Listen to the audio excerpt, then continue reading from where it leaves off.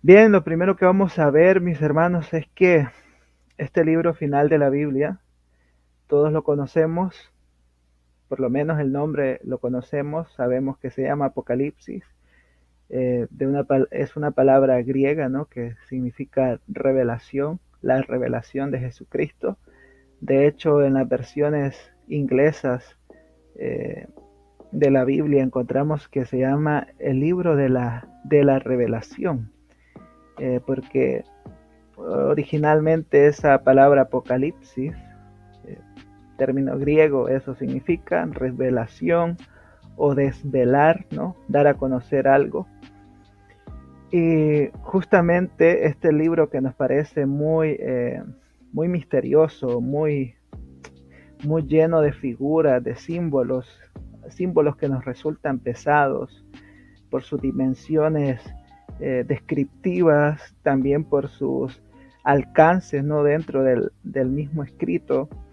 Este libro que tenemos al final de nuestras escrituras o de la Biblia, básicamente nos transmite una idea, y es que Jesucristo triunfó, o Jesucristo triunfa, o como lo dice acá en esta presentación, que la idea clara es que Dios gana. Eso es lo que nos dice el libro de Apocalipsis. Dios gana, Jesucristo ha vencido. Y por eso en el mensaje o en los mensajes a las iglesias que encontramos de capítulo 1 al capítulo 3, Jesús dice que al que venciere, dando por hecho que él ya venció, e, y prácticamente invita a sus lectores a vencer o a apropiarse de esta victoria a través de él, que ha vencido a la muerte, tal como Pablo lo dice allá en Romanos 8, 38, 39. Entonces nos damos cuenta que el libro Apocalipsis, su idea central es: Dios triunfa sobre los poderes de la oscuridad, sobre los poderes políticos, sobre los poderes de este mundo. Nadie puede hacer frente a Dios. Y esta es una idea que hoy necesitamos recordar. En nuestra época que estamos viviendo hay fuerzas que se están oponiendo al Evangelio, al cristianismo, pero es importante recordar que ninguna de estas fuerzas podrá detener el reino de Dios. No han podido, los romanos lo intentaron, muchos hombres de poder lo han intentado, pero el Evangelio ha seguido avanzando porque, tal como Jesús lo dijo, las puertas del Hades no prevalecerán en contra del pueblo de Dios, en contra de la iglesia. Así que este libro nos cuenta cómo el Señor, de una manera soberana, de una manera sabia, de una manera buena, eh, dirige todo para su gloria, para sus propósitos de bendición, para su pueblo. Destruye el mal, transforma la creación y vive entre su pueblo para siempre. Así que el libro de Apocalipsis para el creyente no es un libro de temor o de miedo, que vamos a estar ahí preocupados cuando leemos el libro de Apocalipsis. Todo lo contrario, el libro de Apocalipsis debe ser un libro que nos da aliento, que nos da tranquilidad, que nos da esperanza, porque nos habla que Jesús vence, que ha vencido completamente, y que todos los que estamos en Él venceremos, porque somos su pueblo, somos suyos, y eso es un motivo de gozo para todos nosotros. Pero para comprender y poder aplicar mejor este mensaje del libro de Apocalipsis, necesitamos conocer algunos elementos generales o algunos elementos propios del libro, porque si bien es cierto que la idea central del libro es esto que les menciono, no deja de ser cierto también de que el libro de Apocalipsis es uno de los libros que contiene símbolos, formas, un lenguaje bastante lleno de misterio, o tal vez con cierto halo de, de, de ser algo muy sagrado, algo que está muy distante de nosotros. Pero la realidad es que cuando vamos analizando las partes que componen el libro, su contexto literario, su contexto histórico, nos vamos dando cuenta de que aquello que nos parece tan oscuro o tan incierto a la hora de leer el libro Apocalipsis, realmente no lo es. Siempre cuando tengamos dudas en cuanto a este libro, es importante recordar esta información general que hoy quiero compartir con ustedes acerca del libro Apocalipsis. Entonces tengamos en mente esto: Dios gana, Jesús ha triunfado. El libro Apocalipsis es un libro de esperanza, es un libro de dicha, porque Cristo venció. Y sin duda necesitamos nosotros escuchar una y otra vez este mensaje del libro Apocalipsis en un mundo como este que vivimos, lleno de maldad, lleno de pecado, pero pronto Jesucristo vendrá, regresará y triunfará, ¿no?, sobre los poderes del mal. Por eso algunos hablan de la escatología inaugurada de Jesucristo allá en los evangelios, esa escatología del ya pero todavía no. El reino de Dios ya está en nosotros, pero no está en su obra consumada, y eso ocurrirá cuando Jesús regresa y pone fin a todos estos imperios del mal, al pecado, a la muerte misma, y viene un tiempo de gozo eterno con Él. Pero bueno, vayamos adelante. Y es importante considerar, y ya lo mencionaba al principio, el título y el autor del libro. El título del libro proviene de la primera palabra en el versículo inicial del texto griego: revelación, apocalipsis, esa es la palabra, ¿no? Apocalipsis. ¿Qué significa desvelar? Es algo que estaba cubierto, ¿no? Y tú lo levantas y ahora sabes lo que está tras aquello que estaba cubierto, ahora está desvelado, no es un misterio. Entonces, eso nos da una pista o una idea de que el libro de Apocalipsis no es para dejarnos con dudas o preguntas, sino para conocer la verdad, o para conocer lo que Cristo está haciendo y que ha hecho por su pueblo. Eso es muy interesante porque muchos creemos que el libro de Apocalipsis es para tenernos en dudas, en zozobra. No, es para mostrarnos lo que Cristo ha hecho y está haciendo por su pueblo. Interesante notar que no dice revelaciones en plural, sino que dice revelación en singular, o sea, es una revelación de Jesucristo. Hoy en día abundan muchas personas que dicen viajar al cielo, viajar al infierno, y hablan de revelaciones que han tenido, de estos viajes con todo pagado a la eternidad o al cielo o qué sé yo. Pero nosotros no podemos confiar en esas revelaciones, no podemos confiar en ellas, porque ciertamente son cosas que no tienen ningún fundamento más que la propia experiencia equívoca de estos hombres, que a veces se contradicen entre ellos mismos o con sus propias palabras en relación a lo que han visto en estos lugares o en estos viajes. Así que nosotros conformémonos, sintámonos dichosos con la revelación de nuestro Señor, y esa revelación está en las Escrituras. Y hablando precisamente de Apocalipsis, la revelación acerca de los tiempos postreros, acerca de los tiempos o de lo que Dios está haciendo en los tiempos finales, está en el libro de Apocalipsis. Y es suficiente. Yo pienso que es suficiente, no sé ustedes, pero para mí lo es. Bien, dicho esto, encontramos que el escritor se identifica a sí mismo como Juan. Ahí lo vemos en los primeros versículos, que Juan siempre habla de sí mismo como Juan. Ahora ha habido muchos debates acerca de la identidad de este Juan, quién era, si era Juan el discípulo, o era otro Juan, o era un discípulo de Juan el apóstol.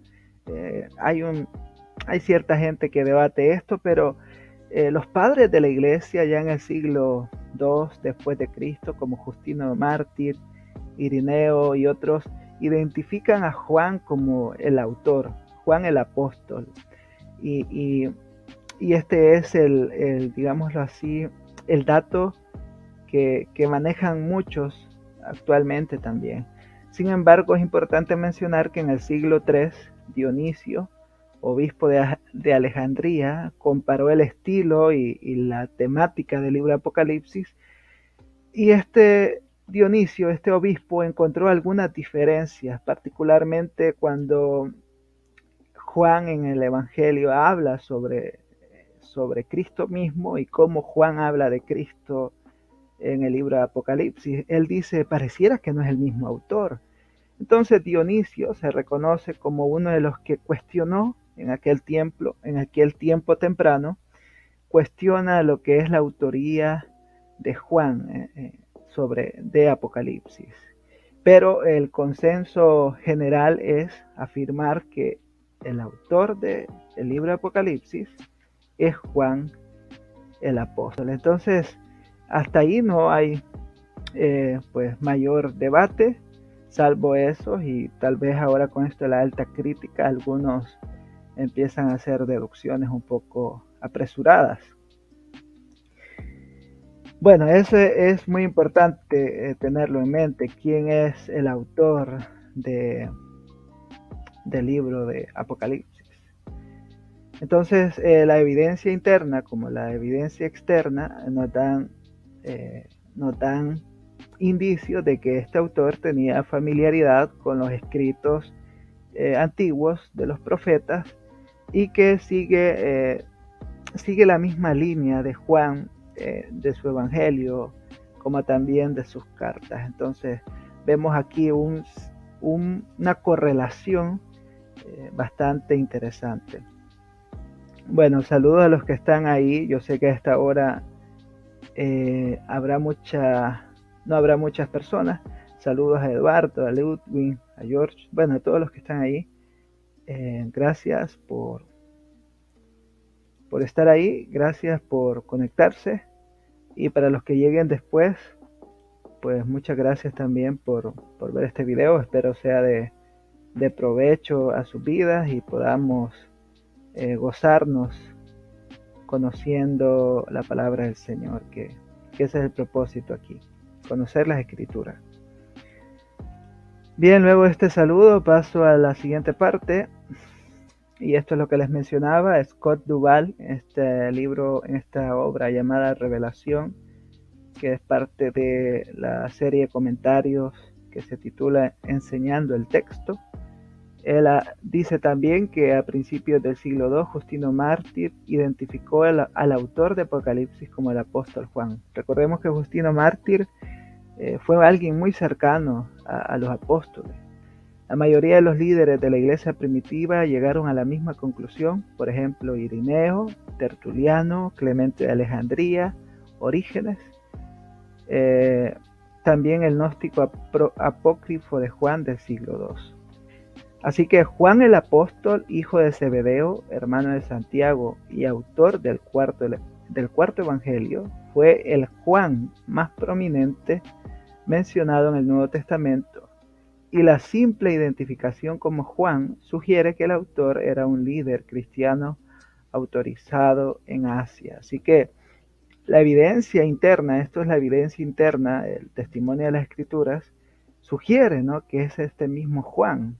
Y la evidencia externa, que es el testimonio de estos discípulos cercanos a los apóstoles, sugiere también que es Juan, el apóstol, el que estuvo con Jesús, el autor de este libro.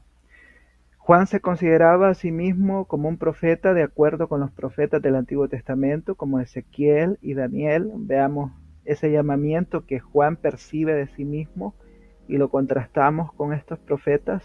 Hay una línea muy clara de cómo Juan se percibe. También el apóstol Pablo, allá en Hechos capítulo 9, se percibe a sí mismo como un llamado, al igual como fue llamado Ezequiel, al igual como fue llamado Abraham. Él percibe ese llamado de Dios. Entonces ese llamado profético es una imagen que recorre internamente los escritos que encontramos en las Escrituras, hablando de estos libros, ¿no? La tradición de la iglesia dice que un grupo de cristianos se mudó de Judea a Asia alrededor del año 66 después de Cristo. Faltaba aquí cierto tiempo para la destrucción, ¿no? Eh, del tercer templo, perdón, del segundo templo, el tercero, el que dicen que van a construir, ¿no? Cuando los judíos comenzaron a rebelarse contra Roma. Supuestamente el apóstol Juan estaba entre ese grupo y se estableció en Éfeso para un ministerio extenso en esa región. Entonces aquí ya se empiezan a hacer algunas deducciones a raíz de la historia. Esto lo proporciona Scott Duval en este comentario.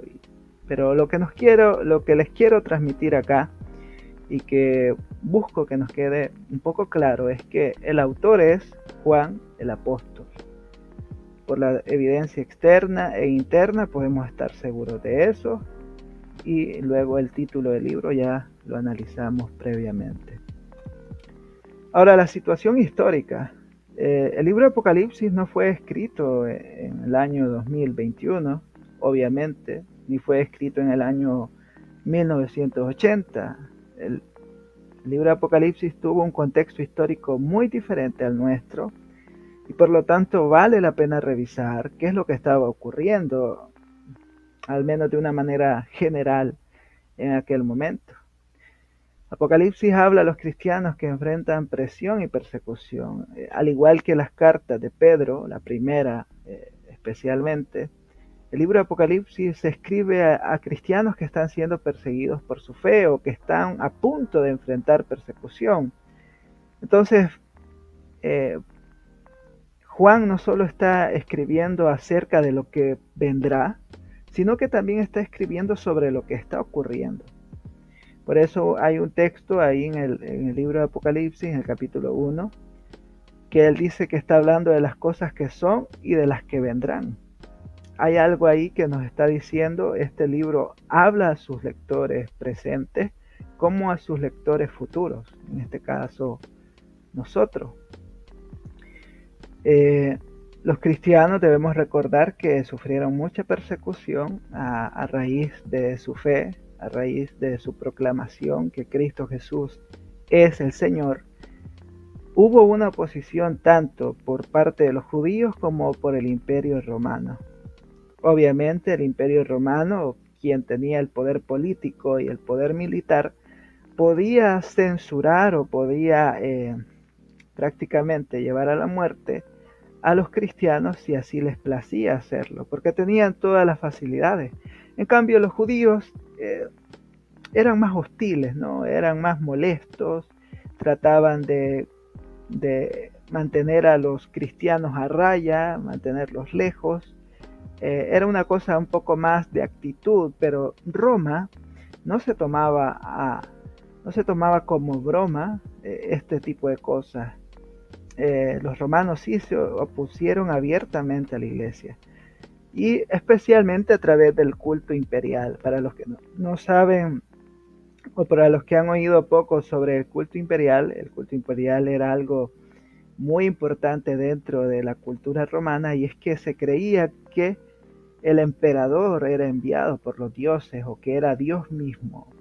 Recordemos que el panteón romano es muy amplio, por eso era una cultura politeísta, y estaba esta parte que se daba culto al emperador. Y este culto reunía influencias políticas, sociales y económicas en una sola fuerza religiosa dominante, completa con templos, sacerdotes, festivales y cosas por el estilo. O sea, era algo bien tramado, no solamente era decir que el emperador era señor o que era divino, no, era algo muy, muy grande, muy bien estructurado. Los cristianos que se negaron a participar en las actividades del culto idólatra e inmoral, en el culto al emperador, a menudo conectados con gremios comerciales locales, enfrentaron el rechazo económico y social. O sea que Roma no solo utilizaba la fuerza, sino también las limitaciones para que los cristianos pudieran comprar materia prima, para que los cristianos pudiesen vender, Había ahí una especie de coerción muy fuerte. El culto imperial fue especialmente fuerte durante el reinado de Domiciano en el año 81 a 96 después de Cristo, cuyo señorío, esto cuando leemos señorío no es que sea muy importante, sino que cuando se habla de Señor es que Dios, que hay divinidad en ellos,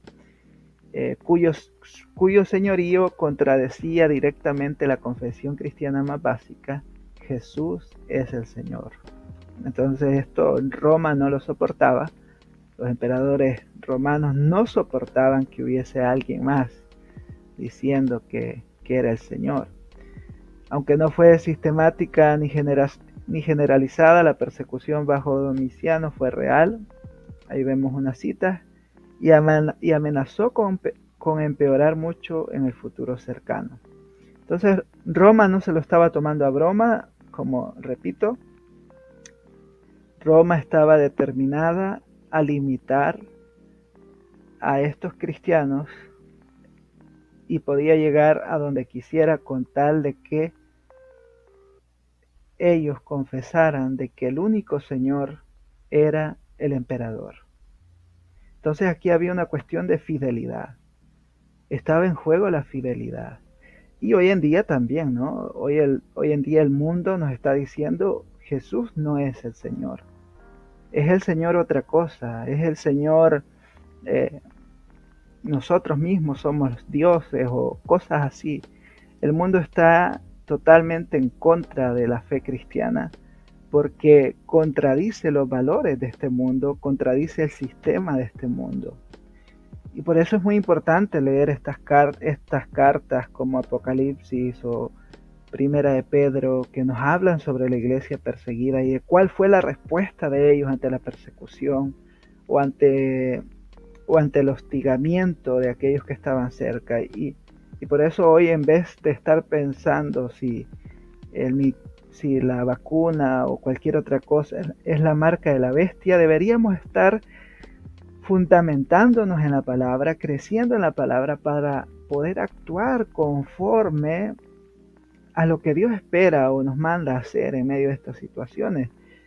La palabra es útil para enseñarnos, para redarguirnos, para instruirnos, y ciertamente estamos en persecución, tal vez en diferentes formas y niveles, pero la fe cristiana hoy más que nunca está siendo perseguida y será perseguida hasta el día que Cristo ponga su cetro de justicia en esta tierra.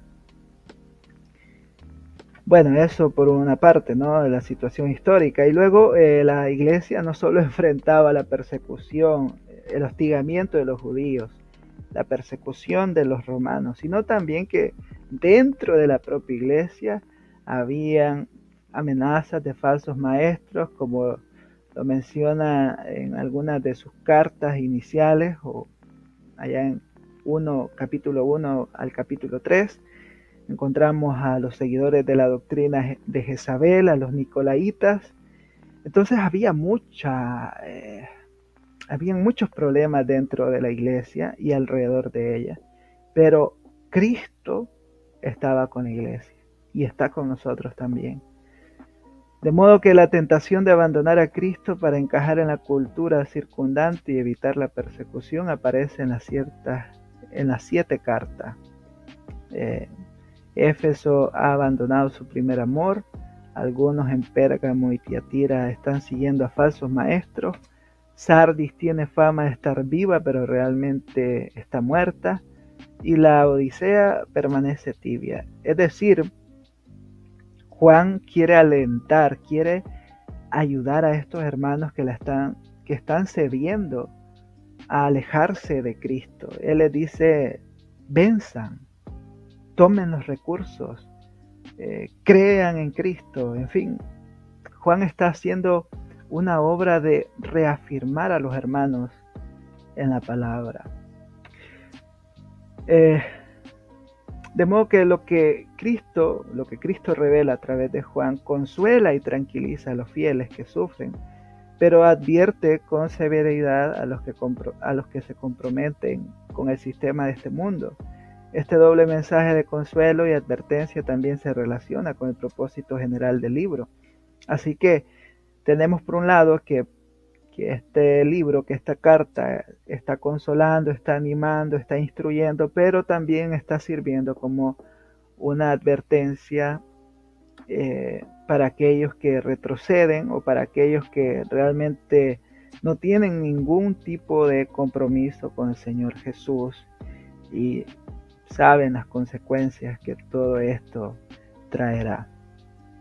Acá Craig Koster en su libro editado llamado el Manual de Oxford del libro de Apocalipsis, escribe que tomados en conjunto los mensajes a las iglesias describen una variedad de problemas que enfrentan los lectores.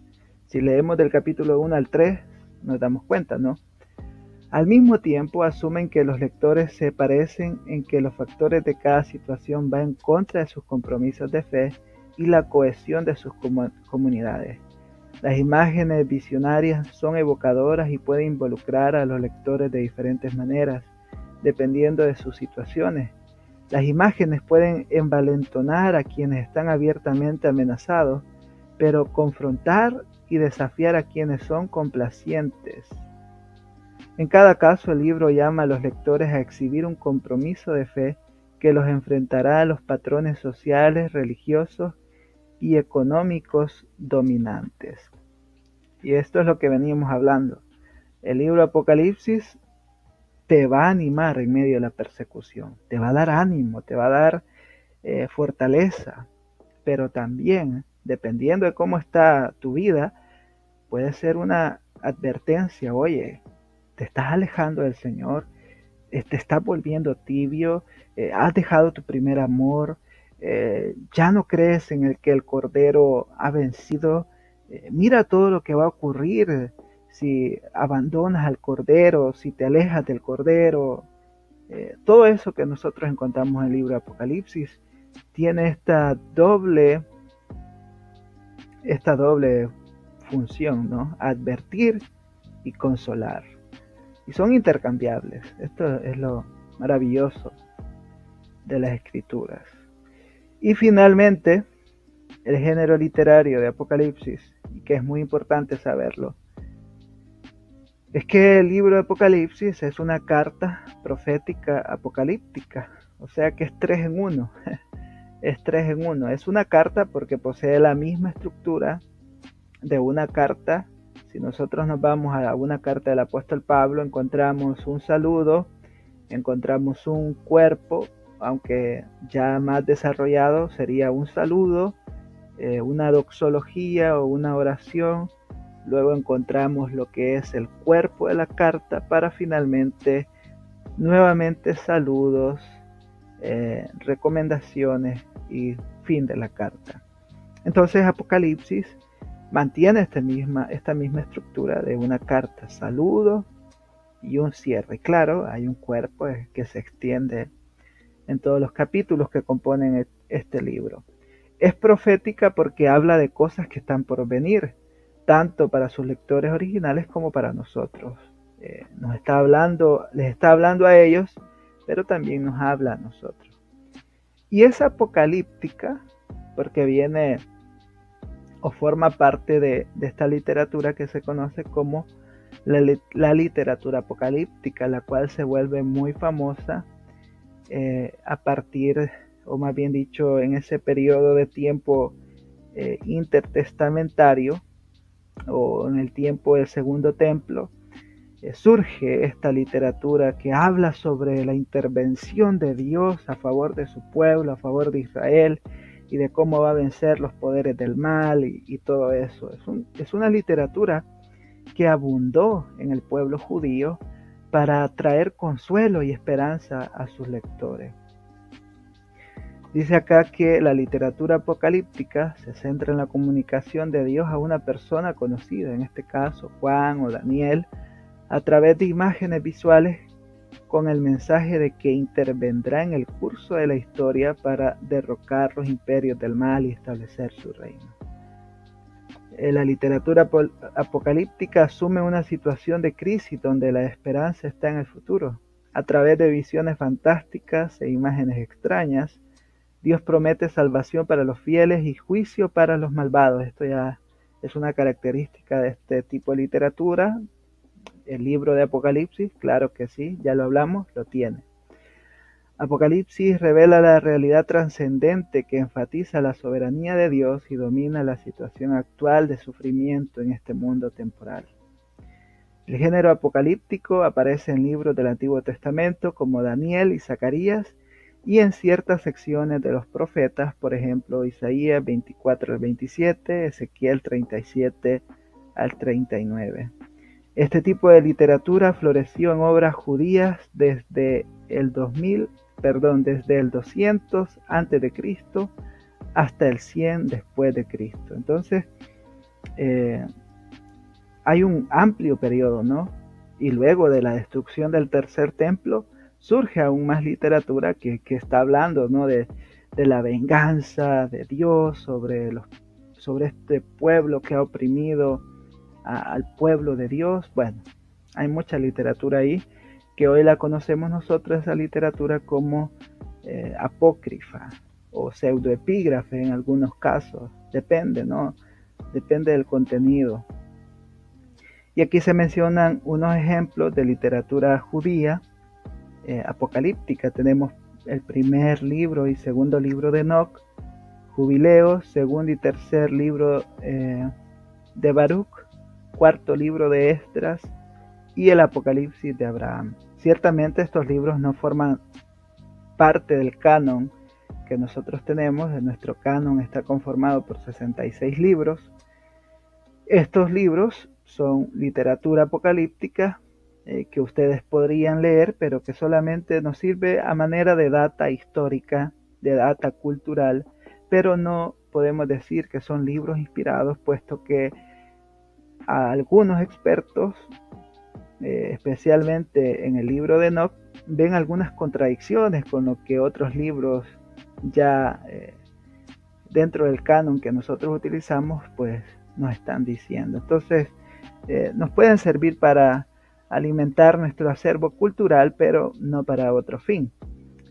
Además de estos libros, el discurso de Jesús en el Monte de los Olivos, Mateo 24 al 25 y Marcos 13, uno de los discursos que usualmente es desvirtuado por muchos, también muestra un tono apocalíptico. Así que este género literario, el género apocalíptico, era muy conocido para el pueblo judío y obviamente para Juan, obviamente. Así que mis hermanos, hemos visto tres cosas en esta transmisión. Lo primero es el título y el autor del libro. Lo segundo que hemos visto es la situación histórica, ya lo vimos así brevemente. Y por último, hemos visto lo que es el género literario. Tener estas tres cosas nos pueden ayudar a entender un poco mejor el libro Apocalipsis, debido a que muchas veces saltamos al libro Apocalipsis con nuestras presuposiciones del siglo XXI, con nuestros paradigmas actuales, y decimos, bueno, vamos a ver qué dice el libro Apocalipsis con lo que está sucediendo en algún país, y tratamos de forzar las noticias del día a día, tratamos de forzar los eventos que ocurren y meterlos ahí en el libro de Apocalipsis a la fuerza, ¿no? Con mucha violencia. Y no debe funcionar así. No debe funcionar así. Así que estos detalles espero que sean útiles para ustedes de alguna manera, y para los que ya lo sabían, pues qué bueno. Así que ha sido un gusto compartir con ustedes en esta transmisión.